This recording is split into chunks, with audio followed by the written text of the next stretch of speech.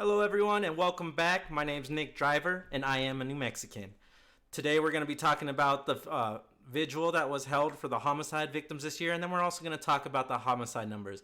But before we get into that, I'm just going to ask you all one quick favor. Please hit that like, please subscribe, comment, agree or disagree. Let me have it in the comments. Share these videos. I usually do this spiel at the end, but I feel like maybe once in a while I'll do it at the beginning, and that's what I'm doing today. If you like what I'm doing, feel free to support. So let's get into the stories. Loved ones of homicide victims say they're fed up. City on pace to set record numbers of homicides. News article by Nancy Laughlin. All right. So Albuquerque is on pace to set a record, and it isn't a good one. The city has had at least 36 homicides so far this year. If the current trend continues, it will be the most violent year in the city's history as far as murders. Thursday night, dozens of family members of homicide victims gathered in the park in northeast Albuquerque. They read off the dates of all the murders so far this year, then read the names of homicide victims. Nicole Chavez, one of the organizers of the event, says she fears people are becoming numb to the crime. Her son, Jaden, was murdered at a party 5 years ago. She says she has been fighting for change to make the city safer, but says things have gotten worse. I agree. We have politicians that don't care. I hate when things like this. We have politicians who really don't care about the rise in crime. They're so focused on other stuff. But let's go into it. So this is these are two small little news articles about the gathering. So people gather in Albuquerque to remember life's taking too soon. This one's by Joshua Panaz. I'm not sure. Panaz. Sorry, I don't know how to pronounce that. Approximately 100 people attended a vigil for Albuquerque homicide victims Thursday. Organizers are worried about safety in the city after a violent start to 2021. By KOB's count, the city has seen 37 homicides. People are asking city and state leaders to make change to the criminal justice system. Several elected leaders attend the vigil, including District Attorney Raul Torres, a Democrat, several Republican state legislators, as well as Bernalillo County Sheriff Manny Gonzalez, who he is running for mayor mayor of Albuquerque. I believe I support him. So yeah, who is running to become Albuquerque's next mayor? Oh look, it was the next sentence. Yeah, I support Manny Gonzalez in that. So all right, so we had a vigil about all the homicides. They're saying 36, 37. That's not even including the ones that happened between this news article release, which was the 22nd. We've had like 3 more homicides in the news in the last just overnight. So yeah, homicides are definitely on a rise here, and it doesn't seem like anybody is actually focusing or caring about the crime. If anything, they're inciting it and making it easier for these people to commit these crimes. But I'm going to give credit where credit is due. KRQE, I was reading this article just a second ago, and it seems like they actually did some real reporting. So let's go to this article about Albuquerque homicide rate outpacing previous years. The numbers behind the rise. So this is the 2021 Albuquerque homicide rates. This is by Curtis Segarra. So Albuquerque, New Mexico is no stranger to violent crime, but so far this year, homicide count is outpacing the average of last 2 years by about 75%. It's probably more about 100%, but they're giving him the lowball number of 75. But as of April 18th, 2021, Albuquerque Police Department recorded 35 homicides across the city. By this time last year, there were only 18.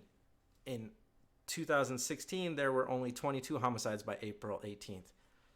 So we have 3 news articles all saying 36, 37, 35, but I believe the actual number is more like 40. All right. Drug-related homicides are definitely up this year. Quite a bit, says Gilbert Gallegos. And a lot of the homicides have occurred in hotels and motels, he says. Some of those are drug deals gone wrong. Well, when you don't prosecute druggies and you allow them to do that and you just release them back out on the street for what you say is a nonviolent crime, yeah, I can see drug-related homicides going up, especially since you released a lot of people out of prison due to COVID for these drug-related crimes. And now there's a lot of competition out there in the city. What does competition breed among criminals? I'm just saying. So, gone wrong.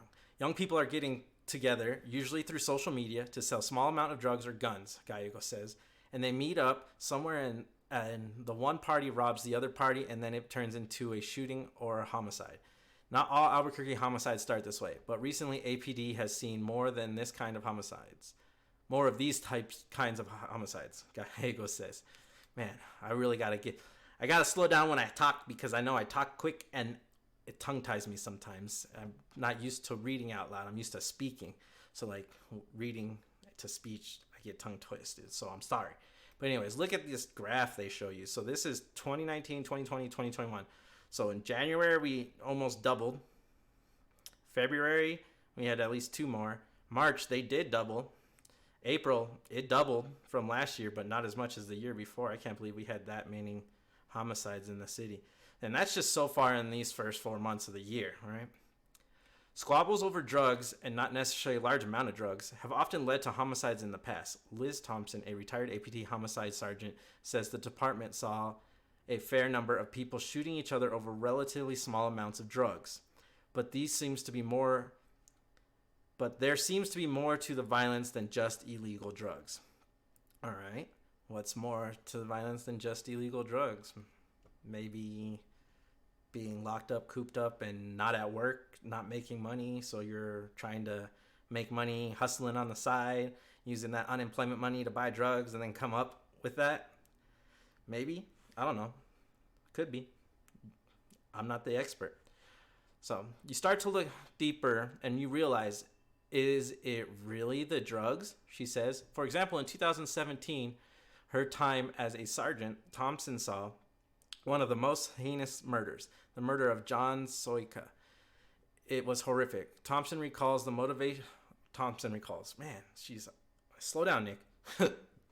The motivation for that crime boils down to stolen marijuana and money. So one could argue that was a drug-related crime, Thompson says. Yet I can pretty honestly say that I believe Chase Smotherman would have become violent if they had stolen his garden tools. So they're saying the guy was crazy. Either way, he was going to commit a homicide. I don't know about that, but okay. But Nicholas Huffmeyer, a captain at Bernalillo County Sheriff's Office, says that drugs and violence are inevitably linked. Yeah. The lie that people are told is that drug crimes are non-violent, Huffmeyer says, and he points to the drug trade as the source of violence across New Mexico. It isn't violent for you to just sit and smoke weed, but do you have any idea how that got here? He asked. Albuquerque's geographic location with a north-south running freeway and ease of access to border makes this a thoroughfare and hub for a variety of interstate criminals activities. He says, man, slow down. It's true, though. We have a interstate that literally runs to the border and runs straight to Colorado, and there's a border crisis going on. Our governor's ignoring the border crisis, refuses to send National Guard down there, and crime is on the rise. I don't know. Maybe there's a link between that since Joe Biden's been in office. Crime is up on the rise. Border crisis is getting worse. New Mexico's suffering, and everyone seems to be ignoring that. But anyway, so this is, so estimates from the Federal Bureau of Investigation show that New Mexico's violent crime and homicide rates have been above the national average for several years now. I wonder why. What type of policies have we been pushing? I don't know. I mean, it just seems interesting that for the last several years, we've been above the national average. And for the last several years, we've had nothing but Democrats really running the state. Interesting. Anyways, so since 2016, between 6 and 8 homicides per 100,000 people each year are estimated to have occurred in New Mexico, according to the FBI database. Neighboring states such as Arizona and Texas have seen an estimated 5 to 6 homicides per 1,000 people each year. So we're 6 and 8 per 100,000. That's a lot. So they gave you a graph, and as you can see, so this is the homicide rates. Look at this year alone. This year alone, we're above the national average like crazy. This is in 19. They don't even have 2021 stats on here. Look at this. Violent crime rate, way through the roof. Homicide rate, and this is New Mexico. And then look, Arizona and Texas, look at them compared to us, and then the national average. Oh my gosh, it's so sad. It's not clear why New Mexico is particularly prone to violence. Sure, it's not. The sooner people recognize that there is not one circumstance that is causing this, the better, Huffmeyer says. Still, when it comes to identifying potential causes, the things that have held to be true, he says, are things such as poverty, things like the disintegration of a traditional family structure, and substance abuse.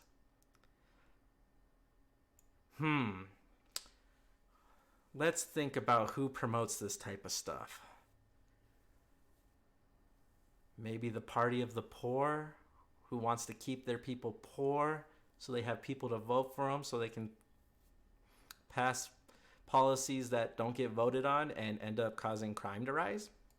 I don't know. Anyways, so Liz Thompson points out that there does appear to be a similar connection among Albuquerque homicides. There's a lot of evidence out there that the environment and what it says has a lot to do with crime. She says Central Avenue, for example, is just infamous for being sort of the cedar part of Albuquerque.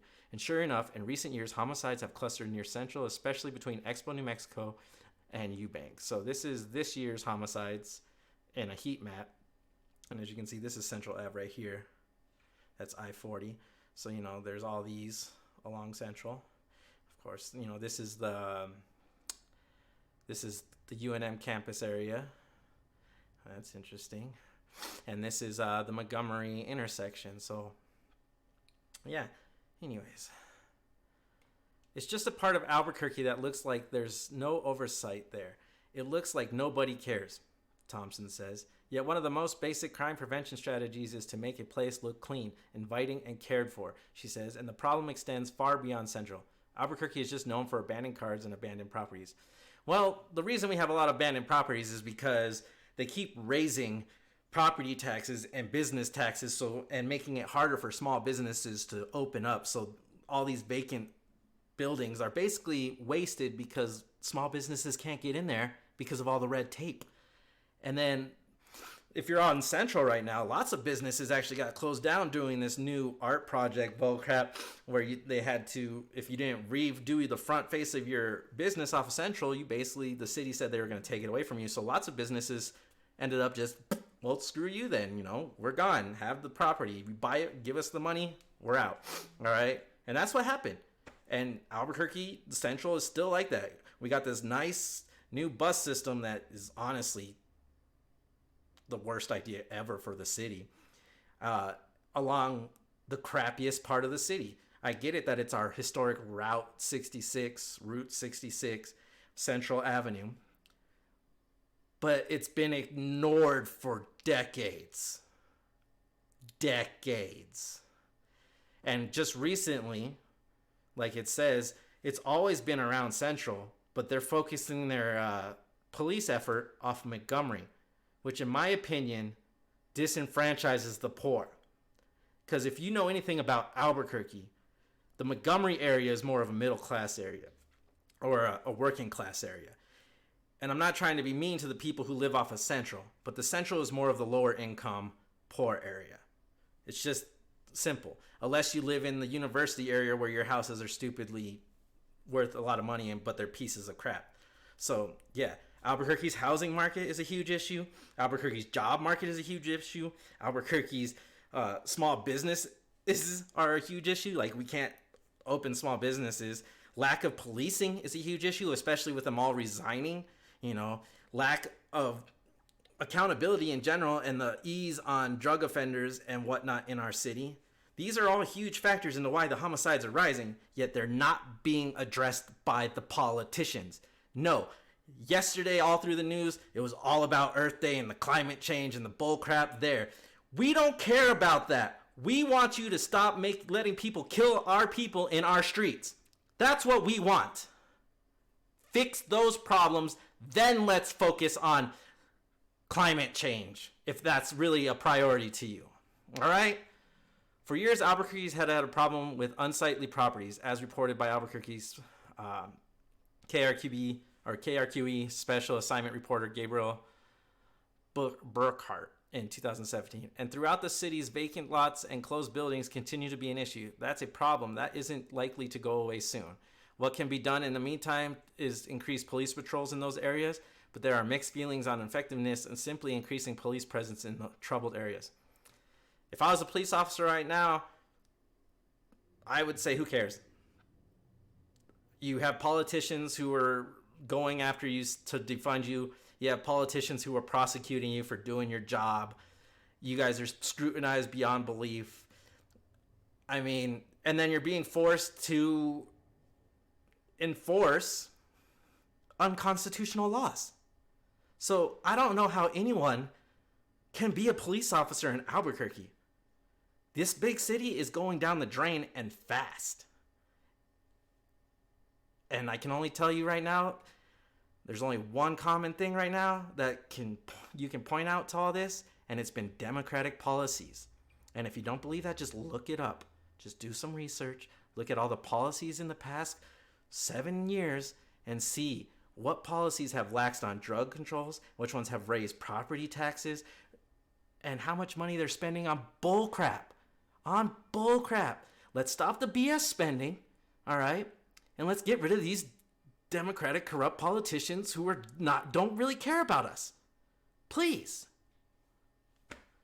The most effective thing about policing is engagement with the community, going to neighborhood meetings, interacting with kids, Thompson says. But things like police cameras and bringing police cars to an area, those reduce fear and help catch perpetrators. People see a camera and they feel better. But cameras don't necessarily prevent crime, she says. I don't believe that cameras make people feel better, but, you know.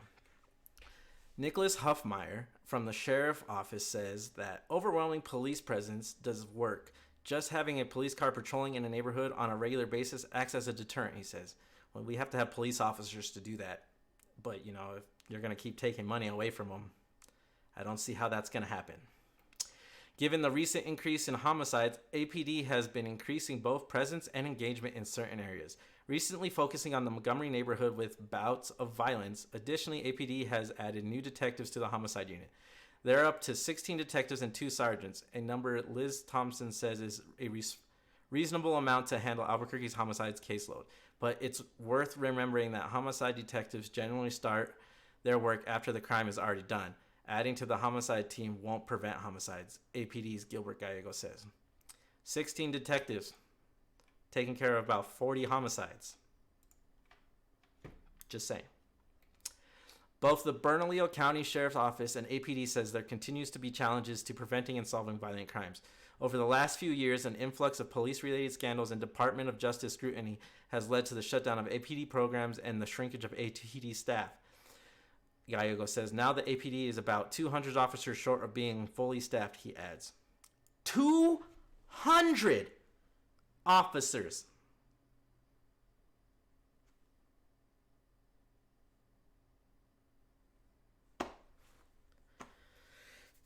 I don't even know what to say anymore. I don't know what to say. It's just like you guys are asking for it. Y'all are asking for it. You guys keep voting for these things. You keep ignoring the problems. And then you yell at people and argue with people like me who actually care about the community and the people in these communities and want them to be safe. But no, you're focused on climate change. And you're focused on a matter that happened in Minnesota or in Georgia. We're in New Mexico. We have our own issues. Let's take care of ourselves. Can we? Can we just stay out of the national news for a while and dig in on ourselves and, reflect? Start with the man in the mirror, New Mexico. You want to be the leader in change and be progressive? Well, let's show it.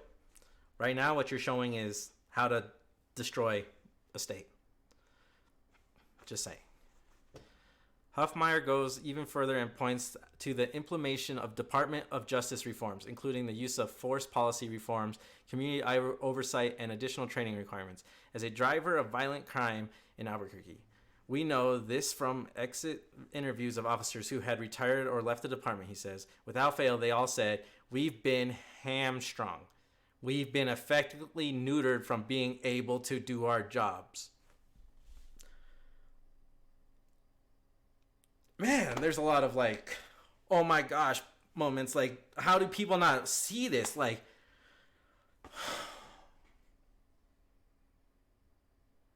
you want law and order and equity and peace for everybody, but then you're gonna berate and destroy the people who are trying to do that, and then you're also gonna push out laws that they shouldn't be enforcing because they're unconstitutional. The politicians are the problem. Just saying. Let's go on.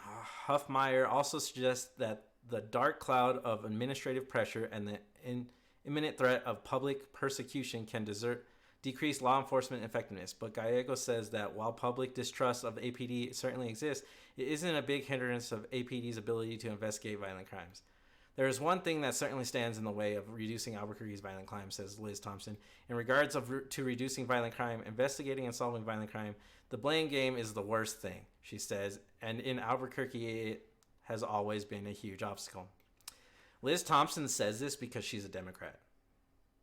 It's not a blame game thing. It's a truth. The truth is the Democrats have been running this city into the ground and allowing criminals to take over, forcing our cops out, leaving only the bad cops who enforce unconstitutional laws, leaving only rookies to deal with crimes that they shouldn't even have to be dealing with just yet.